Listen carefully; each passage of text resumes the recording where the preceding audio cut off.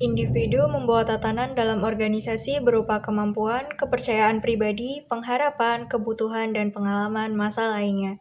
Semua perilaku individu pada dasarnya dibentuk oleh kepribadian dan pengalamannya.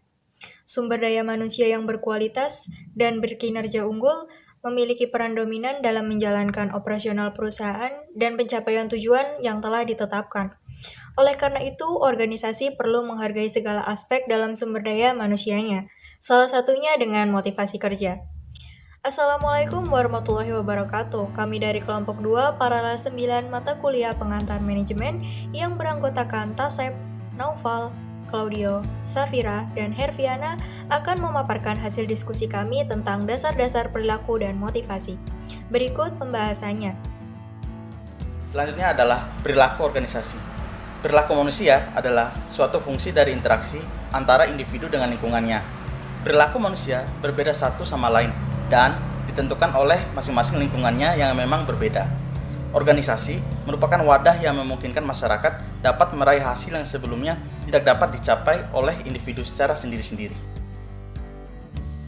Menurut Robin et al., perilaku organisasi atau organization behavior adalah bidang studi yang menyelidiki pengaruh yang dimiliki oleh individu, kelompok, dan struktur terhadap perilaku dalam organisasi, yang bertujuan menerapkan ilmu pengetahuan guna meningkatkan efektivitas suatu organisasi. Dapat diartikan bahwa perilaku organisasi merupakan suatu studi dan bentuk implementasi yang dilakukan oleh individu sehingga menimbulkan pengaruh serta interaksi dalam suatu wadah organisasi. Perilaku organisasi akan selalu berhubungan dengan pekerjaan dan situasi lingkungan, seperti tugas, kehadiran, perpindahan pekerjaan, produktivitas, penampilan manusia, serta manajemen. Perilaku organisasi menjabarkan atau mengajarkan ada 3 faktor penentu dari perilaku dalam organisasi, yakni individu, kelompok, dan struktur.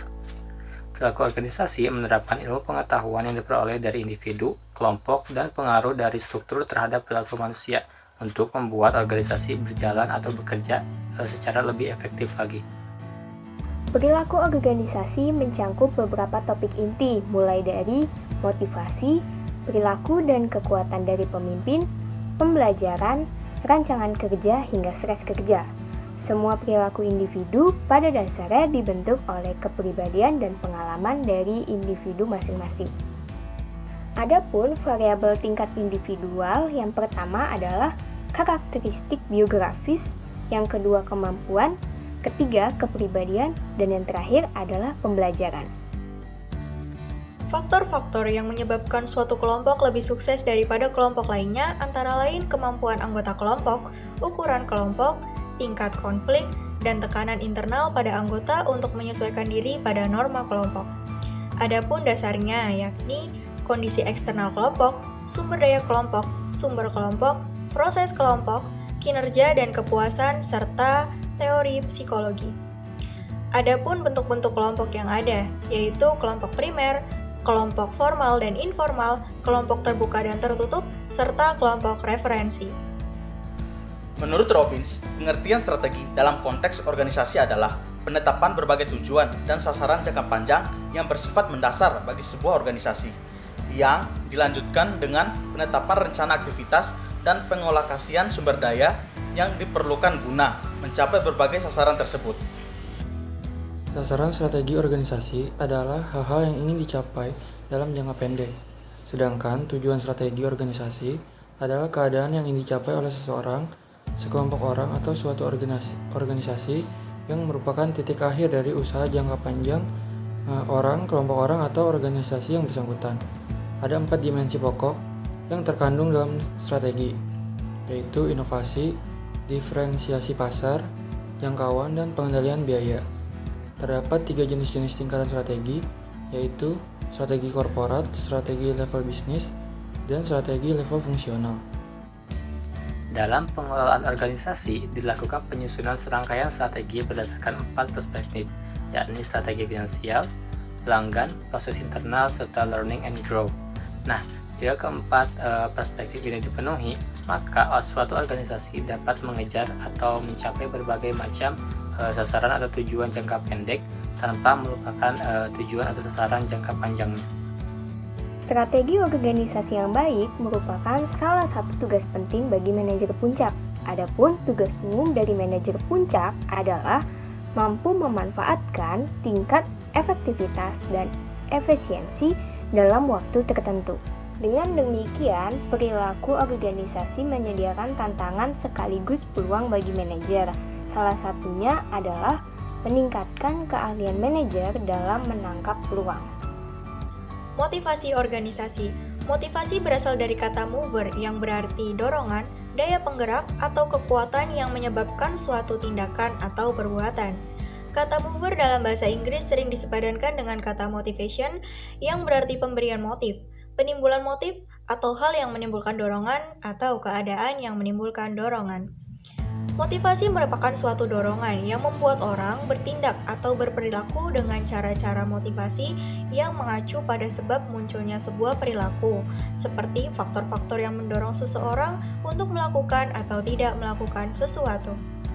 Motivasi dapat diartikan sebagai kehendak untuk mencapai status, kekuasaan, dan pengakuan yang lebih tinggi bagi setiap individu.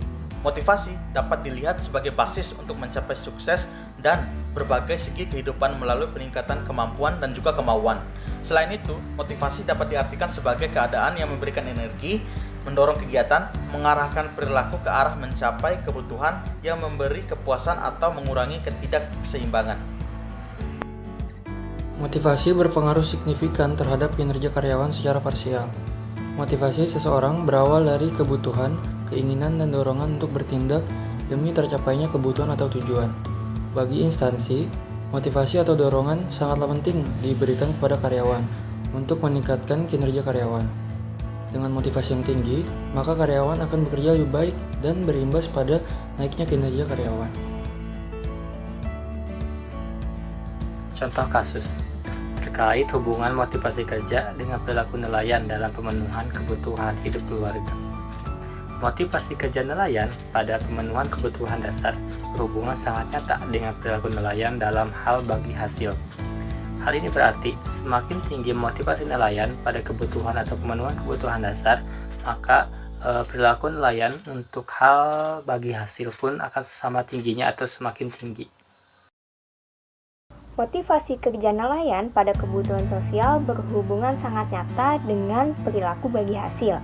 Hal ini disebabkan hubungan antara sesama nelayan yang merupakan pelaku utama dalam penangkapan ikan. Motivasi kerja nelayan pada kebutuhan rasa aman berhubungan sangat nyata dengan perilaku nelayan memanfaatkan pelabuhan perikanan.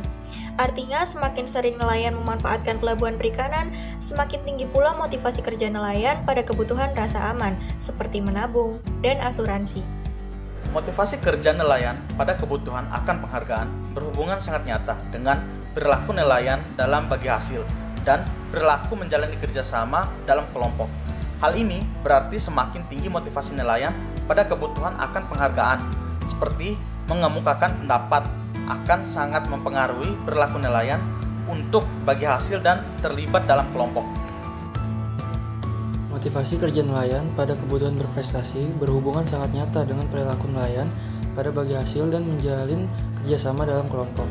Ini berarti semakin tinggi motivasi nelayan pada kebutuhan berprestasi, maka perilaku nelayan dalam bagi hasil dan bekerjasama dapat ditingkatkan. Wadah berhimpun bagi para nelayan dikenal dengan sebutan Kelompok Tani Nelayan Andalan atau KTNA, bertujuan untuk mempermudah dalam pemberian pembinaan kepada nelayan guna meningkatkan taraf hidup dari nelayan itu sendiri.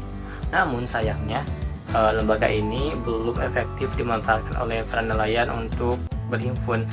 Terbukti dari masih banyak nelayan yang belum mengetahui keberadaan dan fungsi dari lembaga ini sendiri. Motivasi ekstrinsik berhubungan sangat nyata dengan perilaku bagi hasil, yang artinya semakin tinggi motivasi nelayan dari luar dirinya, maka semakin tinggi perilaku bagi hasil. Nelayan mengharapkan bagi hasil yang adil karena semakin banyak kebutuhan yang harus dipenuhi. Misal, dengan kenaikan BBM akan mengurangi pendapatan nelayan, sehingga nelayan harus menanggung biaya perjalanan selama menangkap ikan. Namun, hasil yang diperoleh tidak sepadan dengan tenaga yang telah dikeluarkan oleh nelayan. Semakin tinggi motivasi kerja nelayan, maka perilaku nelayan semakin baik untuk memenuhi kebutuhan hidup keluarganya. Berikut referensi yang kami gunakan. Sekian pemaparan dari kelompok kami. Apabila ada kesalahan dan kekurangan, kami mohon maaf. Wassalamualaikum warahmatullahi wabarakatuh.